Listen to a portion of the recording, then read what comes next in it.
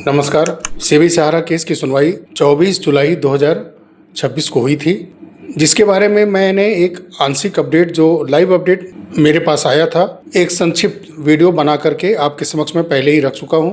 Order की copy अभी सेबी सहारा case की सुनवाई जो 24 जुलाई 2026 को हुई थी, वो सुप्रीम कोर्ट के पोर्टल पर अपडेट नहीं है।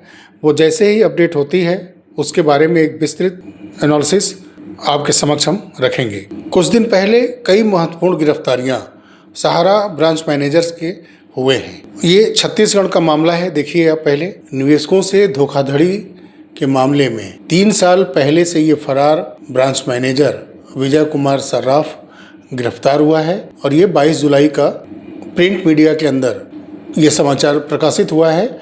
इसमें 3,848 इन्वेस्टर्स से 40 करोड़ 78 लाख रुपए धोखाधड़ी का मामला सामने आया है और ये 3 साल पहले से ही ये ब्रांच मैनेजर फरार चल रहा था। तो अंततः इसकी गिरफ्तारी हुई है और ये वर्तमान में इस समय जेल के अंदर है। और ऐसे कई मामले हैं देश के अंदर, किसी का 5 लाख, किसी का 10 लाख, 10 करोड़, 12 करोड़, कई ऐसे ब्रांच मैनेजर्स के ऊपर एलिगेशन लगे हुए हैं।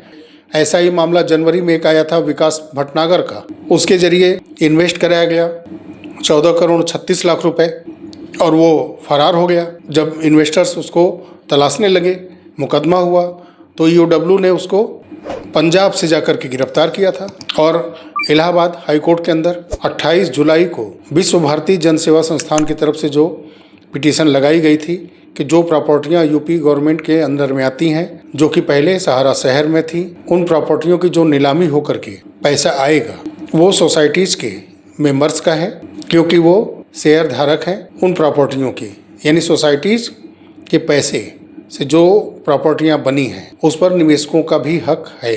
तो अब देखना है कि कल फाइनल हियरिंग है और कल 2 तरह का केस है, दोनों का फाइनल हियरिंग हो सकता है। विश्व भारती जन सेवा संस्थान ने रिस्पॉन्ड करने के लिए कोर्ट के अंदर state of Uttar Pradesh, deputy commissioner Noida, sub division magistrate Dadri और सेबी के चेयरमैन को पार्टी बनाया गया है। और वहीं इसी केस से एक और केस टैग हुआ है सहारा इंडिया फाइनेंशियल कॉरपोरेशन लिमिटेड का, जिसमें सहारा इंडिया फाइनेंशियल कॉरपोरेशन लिमिटेड ने स्टेट ऑफ यूपी और 4 अदर को रिस्पॉन्ड करने के लिए पार्टी बनाया है। सब डिवीजन ऑफिसर तहसील दादरी उसमें भी हैं। सहारा इंडिया मास कम्युनिकेशन के भी नेम इसमें दिए गए हैं। सहारा इंडिया टीवी नेटवर्क भी है इसमें और डिस्ट्रिक्ट मजिस्ट्रेट भी हैं इसमें। तो इसका जो रिजल्ट इलाहाबाद हाई कोर्ट के अंदर अगर आता है तो वीडियो के माध्यम से आपके समक्ष में रखूँगा।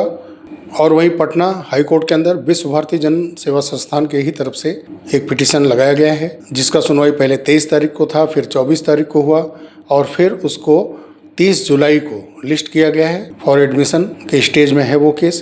तो 30 जुलाई को विश्व भारती जन सेवा संस्थान के पिटीशन पर पटना हाई कोर्ट के अंदर सुनवाई हो सकती है। और वहीं 31 जुलाई को सुप्रीम कोर्ट के अंदर सहारा के तरफ से इलाहाबाद हाई कोर्ट के लखनऊ बेंच के पास जो अप्रैल में एक केस डिसमिस किया गया था, फिर ये दोबारा सुप्रीम कोर्ट पहुंचे स्टेट ऑफ यूपी के अगेंस्ट में, एलडीए के अगेंस्ट में।